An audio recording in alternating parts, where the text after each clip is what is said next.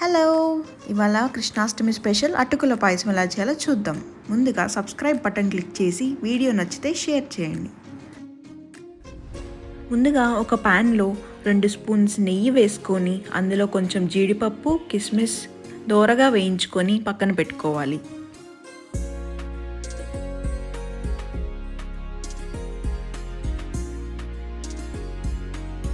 అదే ప్యాన్లో 1 కప్పు అటుకుల్ని వేసి బాగా రోస్ట్ చేసుకోవాలి.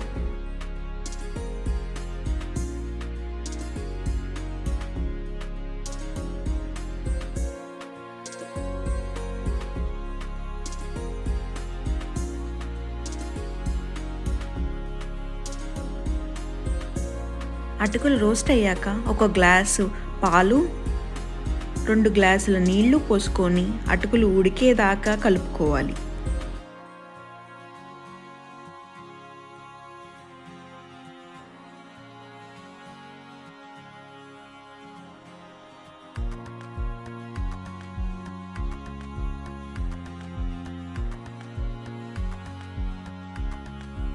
అటుకులు బాగా ఉడికి దగ్గర పడ్డాక బెల్లం లేదా పంచదార వేసుకొని కలుపుకోవాలి.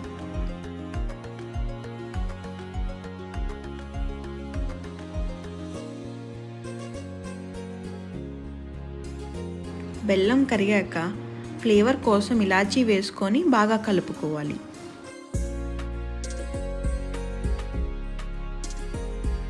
చివరగా రోస్ట్ చేసి పక్కన పెట్టుకున్న డ్రై ఫ్రూట్స్ కలుపుకుంటే కృష్ణుడికి ఎంతో ఇష్టమైన అటుకుల పాయసం రెడీ.